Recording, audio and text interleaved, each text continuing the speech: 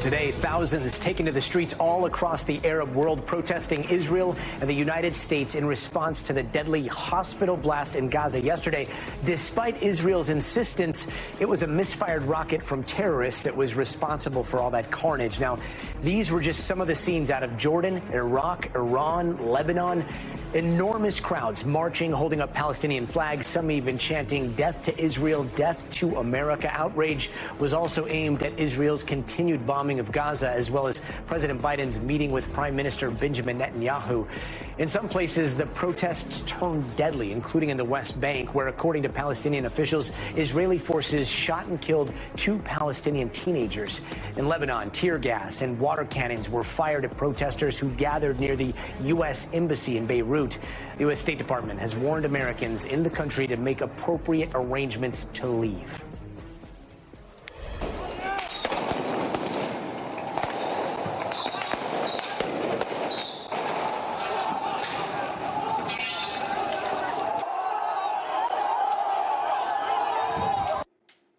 Now, again, so much of this sparked by that devastating hospital blast in northern Gaza yesterday, where the death toll is now close to 500 people, according to the Palestinian Health Ministry.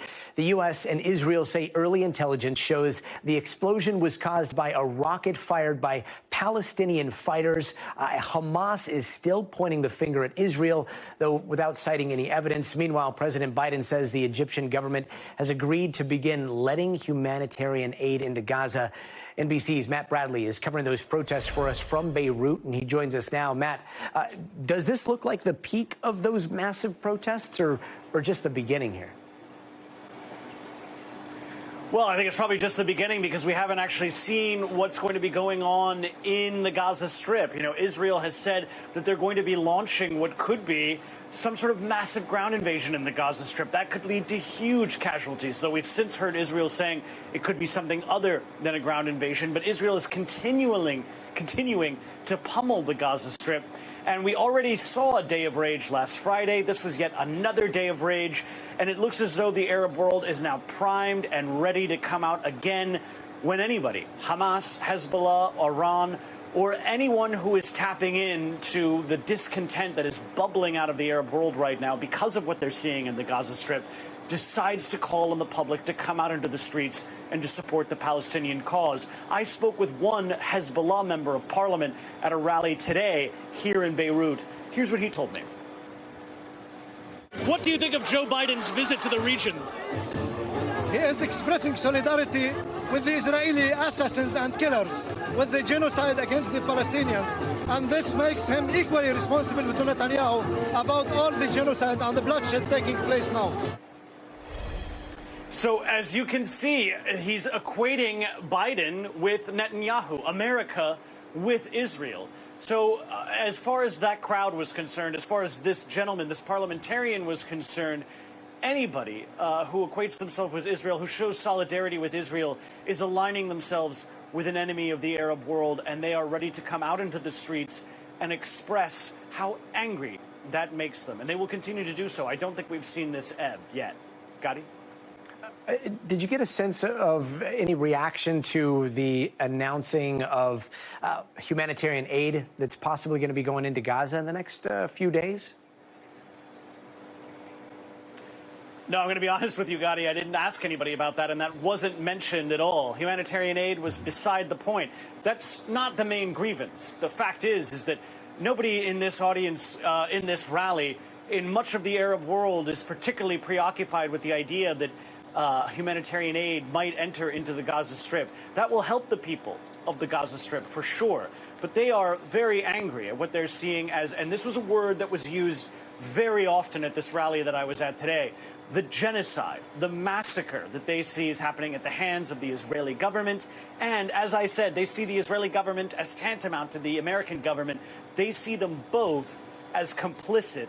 So, no, the idea that the Biden administration might let aid in, that is not going to mollify the angry voices that we're hearing across the region. Gadi? And Matt, we also saw sanctions announced towards Iran over their drone program. Any reaction to that? And what's the take from Iran after seeing those sanctions come down? I haven't heard any reaction from Iran, but those sanctions are being maintained by the U.S. government. There was a sunset clause from those 2015 sanctions, and the Biden administration is simply maintaining them. We have to remember this is, for the most part, going to be a sop by the Biden administration to domestic critics. Remember, it wasn't so long ago that so many Republicans were fiercely criticizing the Biden administration for that $6 billion deal that freed all of those hostages in Iran to come back to the U.S. That was money that had never left a bank in Qatar, and yet so many Republicans, so many people on the right said that that money was going into Iranian bank accounts and then going into Hamas, and that it somehow funded that Hamas attack more than 10 days ago in Israel. Now, that was obviously a ludicrous idea, but it's one that the Biden administration is not going to let themselves fall into again. They're not going to be giving any concessions to Iran, financial or otherwise. Gadi? Matt Bradley, thank you so much. And turning now to Israel, NBC's Ellison Barber joins us from the Israel-Gaza border. Ellison, just jumping straight in here, the United States is saying that it was likely a Palestinian Islamic Jihad group that misfired that rocket that hit possibly the parking lot in front of that hospital. Who is that group, and are they affiliated with Hamas?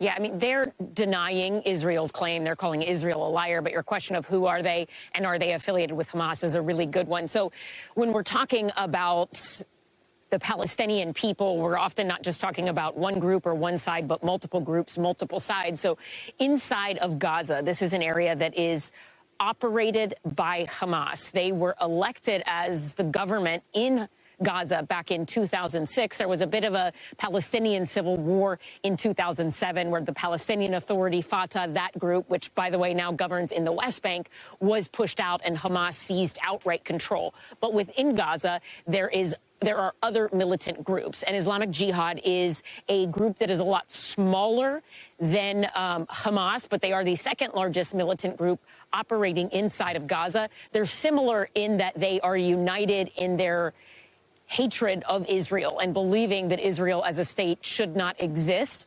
But they work a little differently. Islamic Jihad is considered more extreme, more far right. Similar to Hamas, they are believed to have a lot of their weapons, a lot of their financial funding coming from Iran.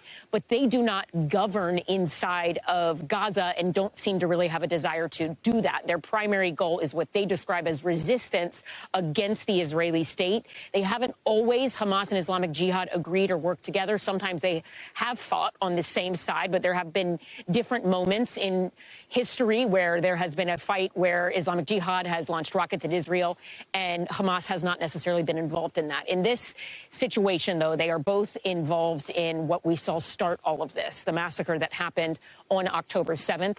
Islamic Jihad said they had abducted somewhere between 20 and 30 Israeli civilians or people who they thought were Israeli civilians at the time and taken them into Gaza.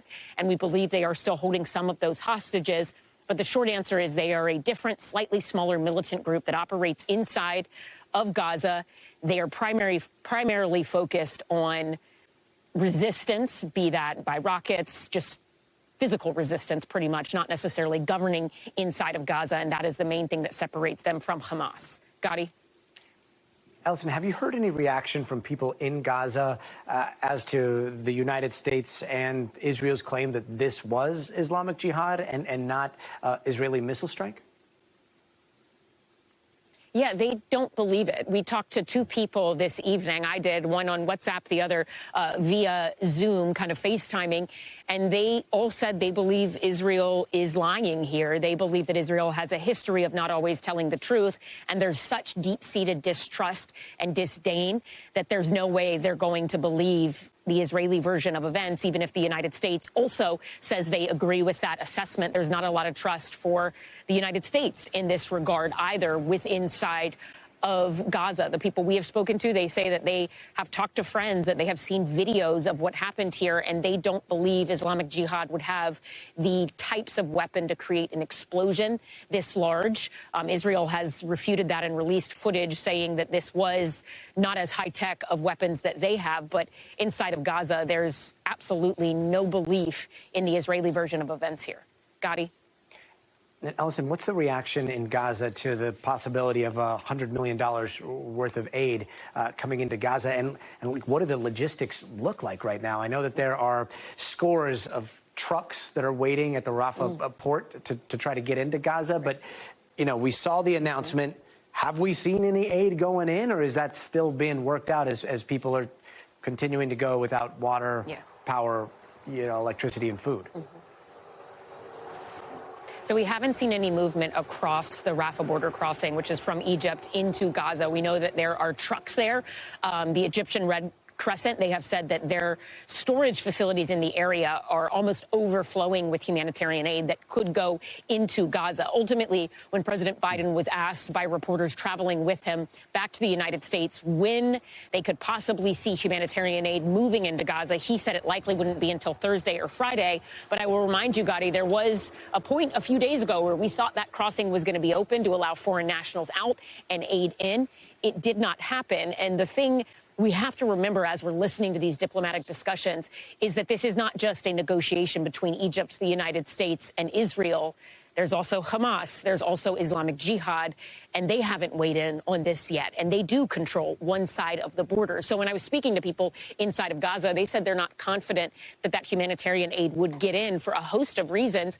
And they said also if it does come through the border crossing, they also aren't sure it will get to the civilians who need it the very most because roads are completely destroyed. There's a fuel shortage inside of Gaza. And their question was, how does it even get to us? One of the people I spoke to, and I'll let you listen to some of what he had to say, he was so frustrated by President Biden's visit in general. He used the word disgusted, and he said ultimately he doesn't care about the aid. He wants the aerial bombardment to stop. Listen.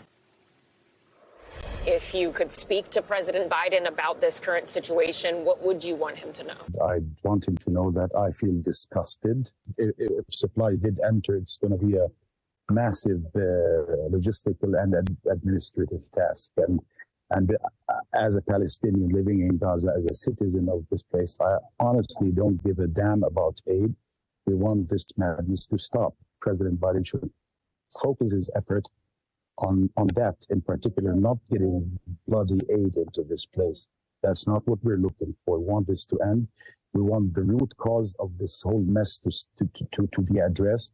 It's been 75 years in the making. We've been slaughtered, killed, imprisoned, tortured, homes demolished, freedoms taken, dehumanized in any way thinkable.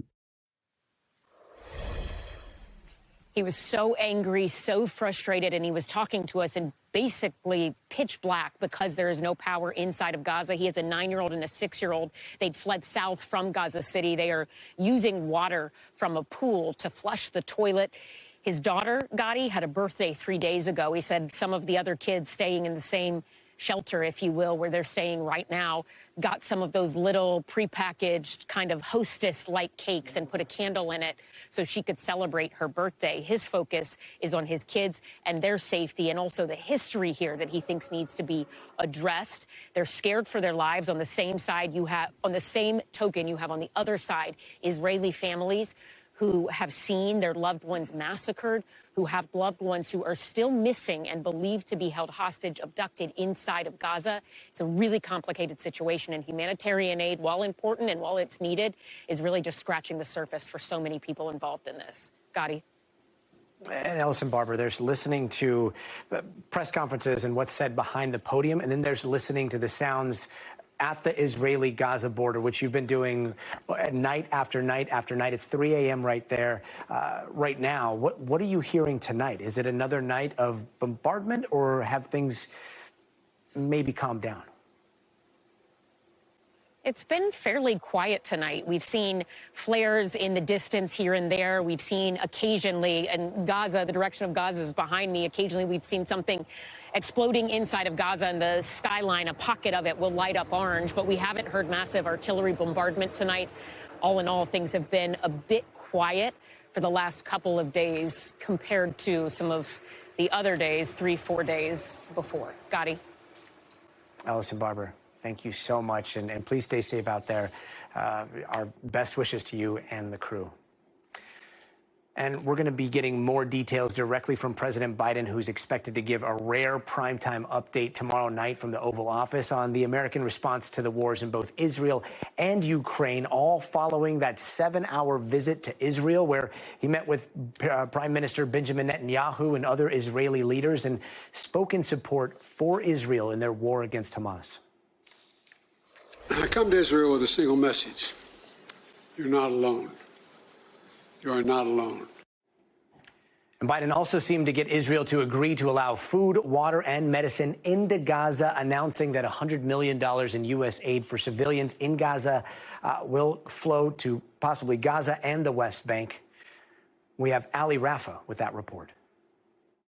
Yeah, that's right, Gadi. The White House announcing tonight that President Biden will deliver remarks live at 8 p.m. Eastern from the Oval Office tomorrow night to talk about the U.S. response to the Israel-Hamas war, as well as Russia's ongoing invasion of Ukraine. I think we could expect the president to tell the American people about what he was able to accomplish during the less than 8 hours that he was on the ground in Israel today, after he met with Israel's war cabinet with Prime Minister Netanyahu. The president announced a $100 million humanitarian aid package to go to not just Gaza, but also the West Bank. The president saying that'll be used to help the more than 1 million Palestinians who are now displaced because of this war.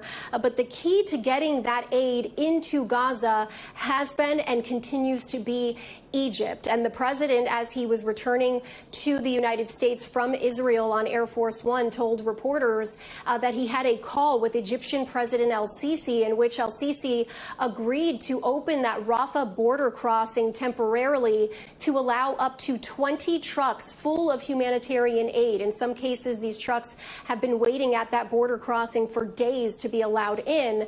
El-Sisi agreeing to let up to 20 of those trucks in, but the president and the Egyptian president agreeing that if Hamas in any way tries to interfere with that aid getting into the hands of innocent Palestinian civilians, that the flow of that aid would indeed stop. Gadi, I'd also expect the president to put some pressure on Congress to pass what the president said today in Israel would be a, quote, unprecedented aid package to go to Israel. And we've reported that we expect that aid to also be connected to additional funding to go to Ukraine, to Taiwan, as well as more funding to the U.S.-Mexico border. U.S. officials are telling us that we could expect that request from the White House to go to Capitol Hill for that supplemental funding request to potentially happen as early as today, but they warn the timing of that is very fluid. But of course, nothing can happen. No, not even a dollar can go to any of these countries in need of this aid until the House confirms a Speaker of the House, with the House consistently paralyzed until it confirms a House Speaker. And until that happens, this aid goes nowhere, Gadi. And we should have a little bit more on that House Speaker in just a bit. Ali Rafa, thank you so much. While Hezbollah was out calling for an unprecedented day of anger today, demonstrators were out in full force in New York, showing their support for Palestinians. And that's all just ahead, so stay tuned.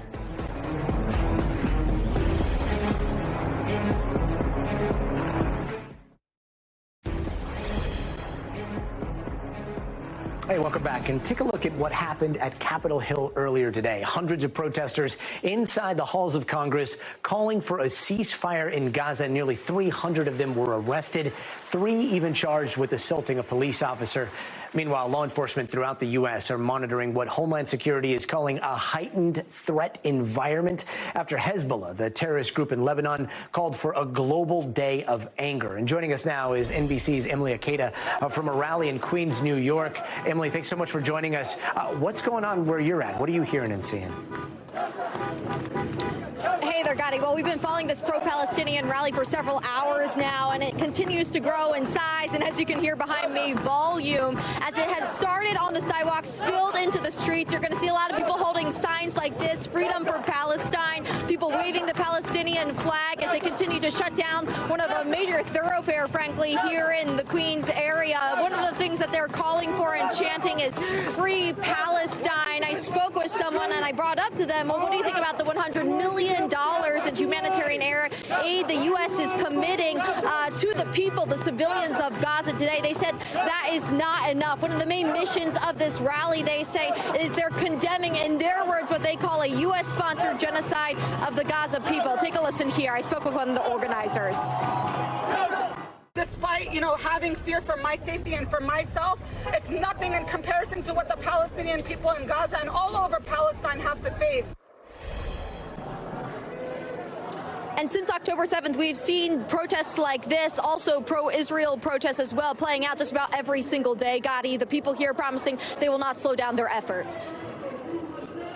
We've seen the NYPD being pretty vocal about ramping up security measures. What do you see going on the outskirts? Hey there, Gadi. Well, both federal agencies as well as the NYPD acknowledging that we are under what they call a heightened threat environment. And for that reason, they are increasing police presence in major cities, but including here in New York, the NYPD saying they are ramping up police presence at major events like this, but also around houses of worship. What you can't see right now are the lines of police. They were just up ahead of me. There's also just about every corner as this protest continues to move in the area. We saw helicopters over above. So really a massive police presence amid what they say these rising tensions that they are watching incredibly closely. They say right now there is no credible threat, but again, with the rising tensions, people here speaking to the fact that a lot of them have been motivated by the hospital blast in Gaza has motivated them to be out here, turn out, and make their voices heard, despite U.S. officials saying they do not believe it happened at Israel's hands. Back to the NYPD, in addition to the houses of worship, people along the area here, they're encouraging people to act with vigilance. If they see something, to say something, as there are concerns from both the federal agencies but also local agencies as well. The NYPD right now investigating 2 separate incidents as potential hate crimes, they say. One potentially anti-Semitic, the other potentially anti-Palestinian. So a lot of emotions running high on the ground here. The other thing, Gadi, that I will just briefly mention is the online rhetoric that is causing concern, according to our sources, showing that pro-Hamas extremists have been calling for people to attack Jewish people. So that is also of concern. Emotions running high, and it speaks to why there's such an increased police presence on the ground here in major cities across the country tonight, Gadi. Emilia Queta on the ground for us. Thank you so much, Emily. And the global community was justifiably outraged after a bomb killed hundreds of people at a hospital in Gaza. And immediately there was finger pointing. There was a whole lot of unverified speculation on social media. Israel says the Palestinian Islamic Jihad is behind the attack. President Biden also echoed those claims. So is the case closed now? It is hardly so. This seems to make things even more complicated because it's reported not Hamas and not Hezbollah. So what do we know right now about the Palestinian Islamic Jihad and all the questions that arise from that? So joining us now is Martin Fletcher, former NBC News correspondent and bureau chief in Tel Aviv. Martin, thank you so much for joining us. Trying to dissect all the disinformation, the misinformation, the fog of war, and then people just seeing something so heinous and just looking for anything to cling to be able to have their worldview intact. What's your reaction to what we're seeing? Well, I think like everybody, I'm appalled by the violence, by the shocking attack on Israel about 10 days ago. I'm just looking at it. I was watching with you just now, Emilia Queta in New York, quoting the call to attack Jews. So, this is, it's personal. It makes Jews feel vulnerable everywhere.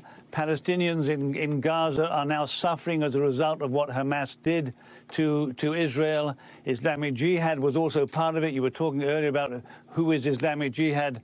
They're a smaller version of Hamas, just as violent. They want the same thing as Hamas does to destroy Israel. They're a bit closer to Iran.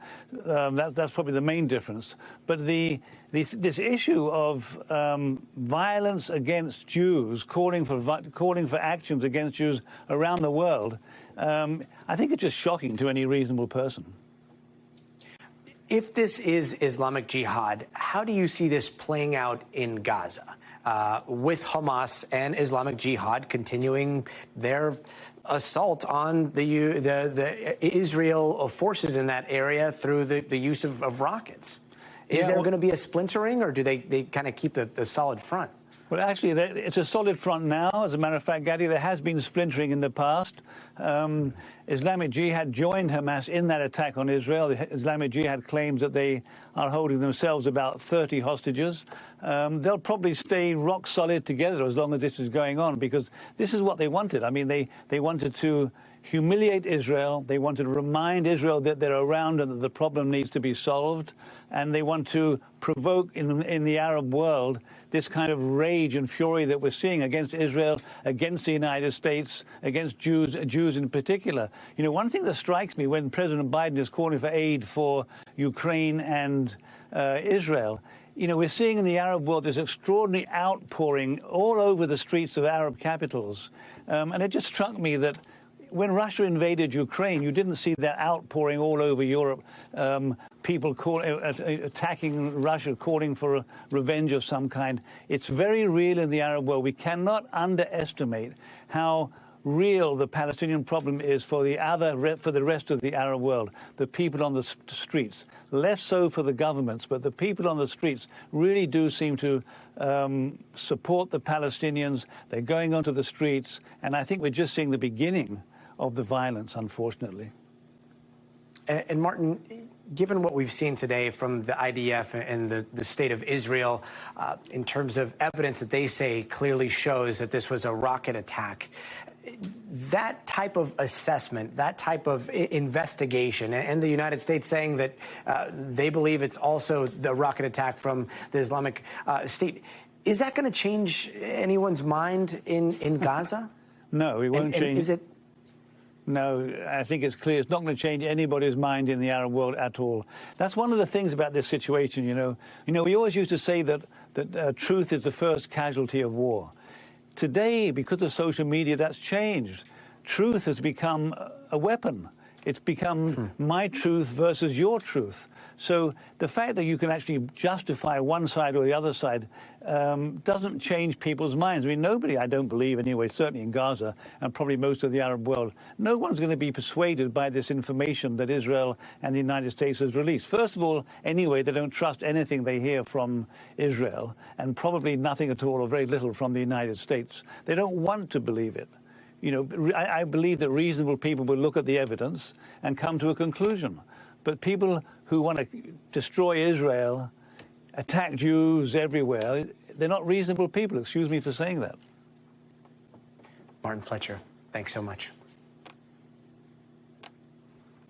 And we're still learning more about that deadly hospital explosion in Gaza that killed hundreds. Next, NBC's Richard Engel takes us to the epicenter of destruction. So stay with us. Hey, welcome back. And here are some of the other headlines we're watching tonight. High levels of toxins have been left behind in ash from those deadly wildfires in Hawaii, including arsenic, lead, and cobalt. That's according to Hawaii's health department. Now, the ash samples were collected from 8 homes in the Maui area last month. People there are being urged to avoid exposure to fire debris as much as they possibly can. And a fight broke out inside a Texas courtroom after the sentencing of a man who killed a 16-year-old girl last year.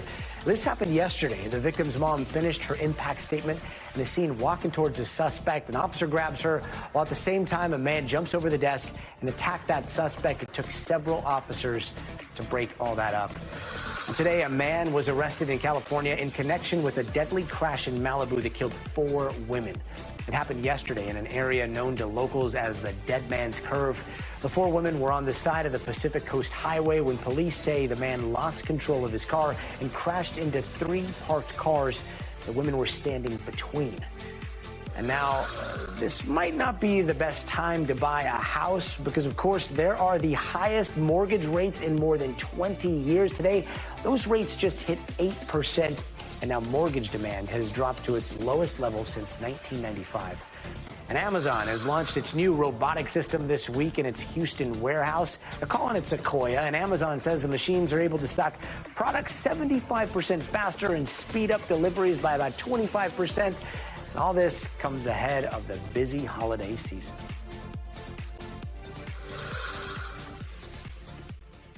Out a House Speaker. Today, Republican Congressman Jim Jordan lost his second bid for Speaker, but he says he's not given up yet. We got 200 of our colleagues who are before us with 2 ballots now. This is right where Speaker McCarthy was in the process, so we're just going to keep talking to members. But there is this group of Republicans and Democrats that don't want to keep dragging this thing out, so they are talking about giving interim Speaker Patrick McHenry the power to conduct legislative business on the House floor, especially in light of a looming government shutdown and a growing crisis in the Middle East. And NBC News Capitol Hill correspondent Ali Vitale joins us now. Ali, so wait, they can change the speaker rules without a speaker? How hard is that? Like, why haven't they done that already? And what are we going to see in the next couple of days here? Not an unfair question, Gadi. There are a lot of people in this building who I talk to all the time who are saying, why haven't we done this yet? On the one hand, there are some who believe that the Speaker pro tem position already comes with some of these powers. Although it was created after 9/11, it's not a new concept. There have been people who have been able to run the House floor in a Speaker's stead. The open question here, though, is the way McHenry and, frankly, the parliamentarian are interpreting his job right now, which is to say they don't think he has the powers necessary to control the floor. That means he can't bring legislation, he can't bring votes, but generally speaking, they want to empower him, and this is not a long-term play. The people that I'm talking to who think this could be a good idea are Democrats and Republicans alike who are saying, hey, let's just give McHenry the power to put some legislation on the floor so that we can send aid to Israel, so that we can condemn Hamas, so that we can keep the government open, and we'll put an expiration date on that. So some people say that the expiration date should be November 17th. That also happens to be the day the government could shut down. Other people say, hey, let's just do this till the end of the year, kick it to 2024, and then we all get to come back and do another speaker's race just like this to figure out who's actually going to lead this conference. Doesn't sound like good news, but it's one of the theories here because we keep seeing Republicans run into brick walls with Scalise, now with Jordan. We'll see what they do tomorrow. Makes a lot more sense than a speaker that is not even a member of the House. I do want to ask, though, has something like this ever been done before? It hasn't, and that's one of the reasons why there's a little bit of confusion around this. What is different is the way that a vote would go. This is not a moment where we're counting to 217 like we often are in a speaker's ballot. There's no magic number. This is a simple majority. It would be done by electronic vote, so less dramatic than what we're seeing on the floor right now, where each member has their name called alphabetically and they shout out who they're supporting for speaker. I also think it's important when we think about this option of empowering McHenry or someone else who's a more consensus-y bipartisan pick. For Democrats, it's less about McHenry and more just making this place work. I want to play for you a conversation I had with the top Democrat, Hakeem Jeffries, about this and why I find it so illuminating about the larger Democratic mindset here. Listen to that, Gadi. There are two things that were important for us to accomplish this week. First, stop Jim Jordan, who is a clear and present danger to our democracy and the poster child for Republican extremism. The second is to reopen the House. Does that mean McHenry is a path? This conversation will not be about any one individual. I do just want to press one more time on this idea of McHenry, just because he's the person who's actually in the pro tempore role right now. I mean, that's what the conversation is centered Yeah, we don't have a resolution in front of us to evaluate. And so until that resolution is in front of us, there's nothing really to discuss. And Gadi, Jeffries is one of those people who we around here say is always on message. It means he never tells you more news than what he wants to tell you at the time. There is a resolution that's out there. Dave Joyce of Ohio already has it. But what Jeffries is basically saying is, hey, Republicans, come to us with a deal. Let's talk. Yeah, so it doesn't seem like McHenry is just going to roll the dice someday, bring this to a vote and be like, hey, what do you guys think? It seems like there's going to be a whole lot of conversations happening behind the scenes. Ali Vitale, thank you so much for the AP history lesson and government lesson. You are the best. You got it. I remember Vander Sloot, the main suspect in the disappearance of Natalie Holloway. Well, today, almost 2 decades after the Alabama teen went missing in Aruba, a judge said Vander Sloot finally admitted to killing her. Now, court documents detail how he brutally attacked her on a beach after she refused his sexual advances. Now, this confession was part of a plea deal in which Vander Sloot agreed to plead guilty to extortion and wire fraud charges in exchange for a 20-year sentence. And here's how Natalie's mother reacted. As far as I'm concerned, it's over. It's over. Yaron Vander Sloot is no longer the suspect in my daughter's murder. He is the killer. It's been a very long and painful journey, but we finally got the answers we've been searching for all these years. We finally, today, we got justice for Natalie. Hopefully some sense of closure can begin. NBC's Sam Brock joins us from Birmingham, Alabama. Sam, this is huge. What more did we learn today, and what did the family tell you? It's interesting they use the word closure, Gadi, because actually Beth Holloway said in that announcement press conference after the hearing today, this is better than closure in the sense that a never-ending nightmare is now over. What she meant by that is every single day for almost 20 years, she has woken up this family and not known how their loved one, how their daughter died. I know for you and I, we're about the same age, and this was sort of a transcendent story in the 2000s. Everybody knew about this. Generations of families were worried, Gadi, in some cases, about sending their young daughters out on vacation for high school based on just what happened. And now, finally, we do have some answers, and the family would tell you some justice. In terms of what we learned today, grisly details about the death. Now, this didn't actually come out in court. What we found out in court was that Yaron Vander Sloot had actually confessed to killing Natalie Holloway. We walked in not knowing whether or not he was going to be pleading guilty to extortion or wire fraud charges, one or the other, but not necessarily a confession of killing Holloway. So that's what we get. As far as the details are concerned, when Beth was outside the steps, she spoke earlier about the fact that Natalie died on a beach in Aruba, that she had been walking along with Yaron Vander Sloot, and she was not giving him the sexual attention that he wanted, and he took her life. And that was confirmed by what we saw in the actual plea deal, which was posted a few hours ago, in which she describes to investigators the fact that she didn't want to continue with what they were doing on the beach. She tried to stop him, kneed him in the crotch. He responded by kicking her in the face, Gadi, and describing how she probably was unconscious at that point, and then picking up a cinder block and hitting her in the head, killing her, and then taking her body out into the sea. Now, as far as what kind of details you would be able to process from that if you're a loved one, I spoke to Beth Holloway about that. She said, you know what? Of course, it's horrifying and sickening, but I'd rather know than not know and continue this cycle that we're in. Here's what she told me. I think the not knowing is worse.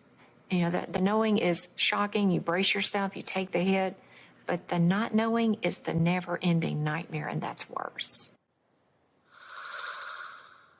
And Gadi, Beth also talked about what else she learned from investigators when she was privy to that conversation. When he was offering his proffer, she and the rest of the family were listening. Obviously, Yaron Vander Sloot didn't know that. And he discussed killing Natalie, but then also what he did afterwards, which included going online, looking at soccer scores and porn. And just to think that someone would be in that state of mind, just the pathology involved. He committed murder. And then when he did those things, it was a lot to try to metabolize and understand. In hindsight being 2020, as we look back, I mean, this level of violence, he was already in prison for the murder of another woman, right? So what happens now? Yeah, that's a key component to all of this, Gadi. So the sentence was 20 years. However, he is currently serving a 20-plus year sentence in Peru for the murder of a college student back in 2010. He's got about 22 or so years, according to the judge, left on that sentence. This sentence is concurrent, which is to say they can run at the same time. So if Vander Sloot just finishes his sentence in Peru, he likely is not spending much time here in the United States. But if for some reason he gets out early, and the judge even said today, I can't control what they do in Peru, he's got to finish his prison sentence in the United States were that to happen. And lastly, Gadi, the judge considered nixing this deal altogether because she would want more years. However, she said doing that would necessarily not keep that murder confession, which is so critical to the family in all this. Gadi? And that's all after he maybe survives that prison in Peru first. Sam Brock, thanks so much, man. And before we go, how one company is disrupting defense contracting all the way from Silicon Valley. How? By infusing AI into autonomous weapons. We're going to explain next.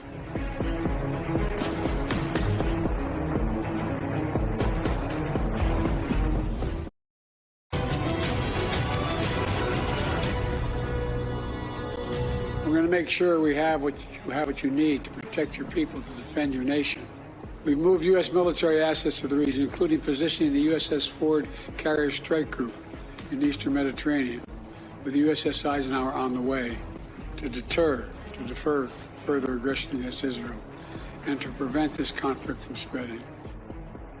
That was President Biden in Israel today, promising the full support of America's military might in response to the Hamas attacks 11 days ago. And that military might is unmatched, with massive U.S. spending on things like aircraft carriers and fighter jets. But as warfare evolves, big money might not be the only key to victory. We've already seen a shift in tactics and a focus on cheaper asymmetric strategies change conflicts all around the world. And we're going to explore all of that in just a minute. But first, Brian Chung at the big board for a breakdown of some key figures. Brian? Hey there. Well, the United States is unquestionably the undisputed leader in military spending at almost $900 billion. That, by the way, is more than the next 10 countries combined, including China, Russia, and India, adding up to only about $849 billion last year. Now, for what it's worth, the military expenditures as a percentage of our economy, also known as GDP, is only 3.1%. And the Congressional Budget Office says that share is even projected to decline to 2.8% by 2033. So certainly a lot of expenditures, but not necessarily relative to the overall size of our economy. But of course, naturally, the question is, what are we spending all of that money on?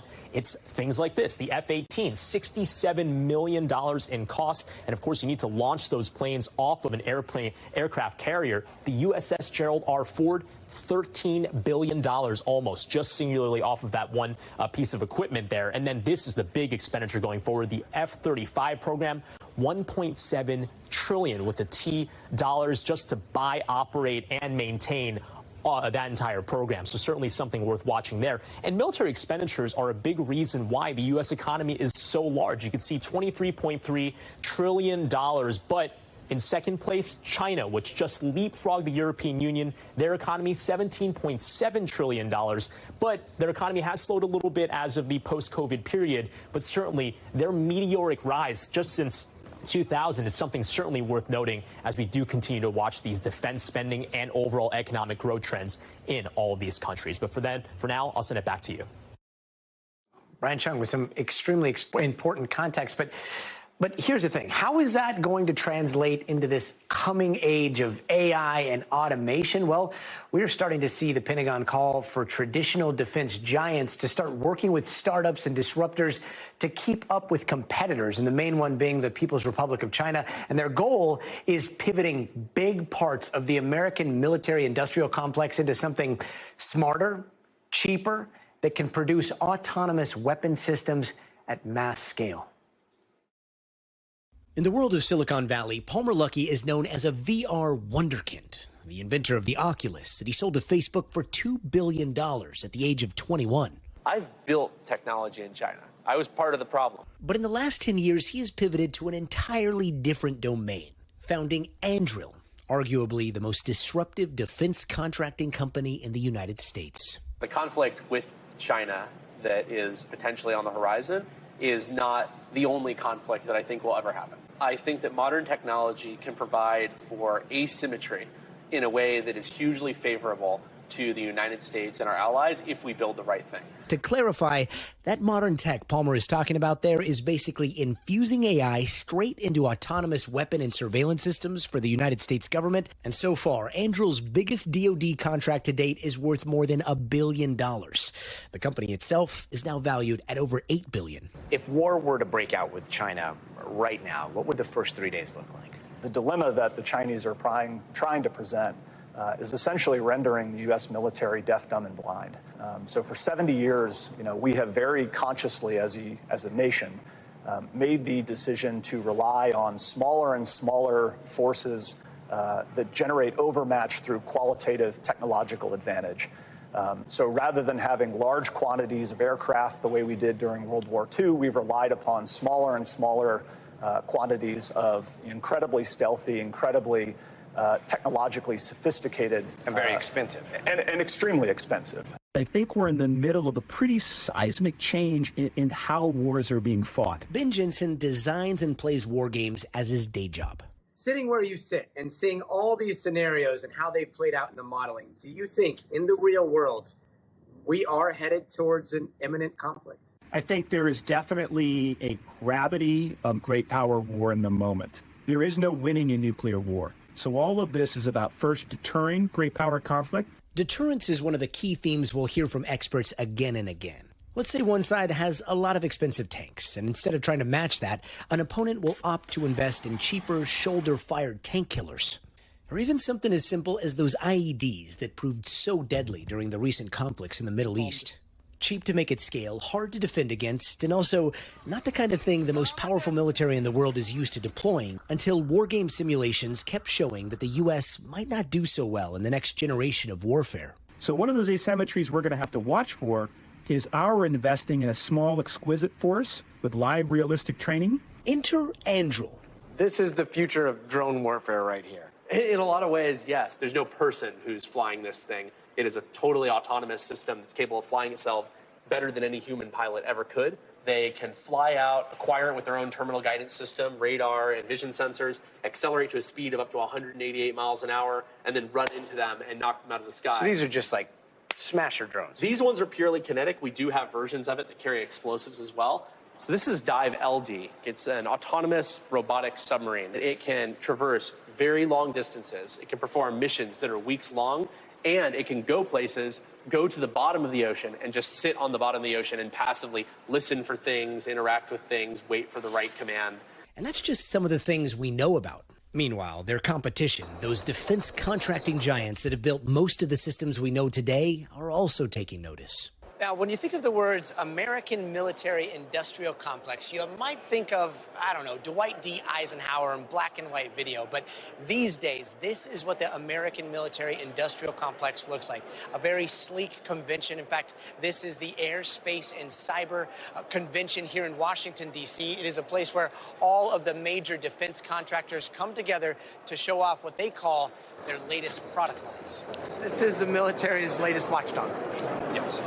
And countless other companies showcasing unmanned systems that could be mass-produced at scale. You have to have autonomy to enable you to actually operate these things by the thousands. There's no other way to do it. One area that everyone agrees we need to improve is how do we fight as a combined force? How do we actually take the Air Force and the Navy and, the Marines and actually get them to fight together? And not only that, but how does Andrew talk to Boeing, talk to Lockheed Martin, Precisely. talk to everybody here, right? Precisely. And that's where AI is supposed to come in, and the fusion of all these systems communicating in a way that is unhackable, but still leaving lethal decision-making to humans. But the artificial intelligence arms race is dependent on semiconductors, with components as small as the strand of DNA. These magical microchips power everything from data centers to cars to every smartphone out there. And semiconductor manufacturing is such a complex and precise process, it's starting to push up against the boundaries of physics. You could see an EUV machine right behind me. The size of a city bus, but working with atomic-level precision, these EUV lithography machines are the most expensive step in making every advanced microchip that powers the modern digital age. Now, over 90% of the most advanced semiconductors used by humankind are produced in one place, the island of Taiwan, with its most advanced chips freely traded with the United States, but unobtainable for China because of a U.S. chip embargo. How do you see the world with China having unfettered access to semiconductors? I mean, if China were to take over Taiwan, and if the semiconductor industry there was to be taken over by China, the United States would have a nearly impossible time getting any of the semiconductors it needs to build advanced weapon systems. As for building advanced chips in the U.S., it's now a priority that is still billions of dollars and years away. But Palmer says, ironically, Silicon Valley, named after the very material that makes semiconductors work, has shifted its focus away from manufacturing and towards consumers in U.S. markets and beyond. There's never been a point where our most innovative technology workers are more or less blocked from working with the military. There are such things as good guys and bad guys. And to a degree, Silicon Valley has to pick what side of that fight they want to be on. They can't have it both ways. World getting more complex by the day. That does it for us tonight. I'm Gadi Schwartz. More coverage of the Israeli-Hamas war continues right now. Thanks for watching. Stay updated about breaking news and top stories on the NBC News app or follow us on social media.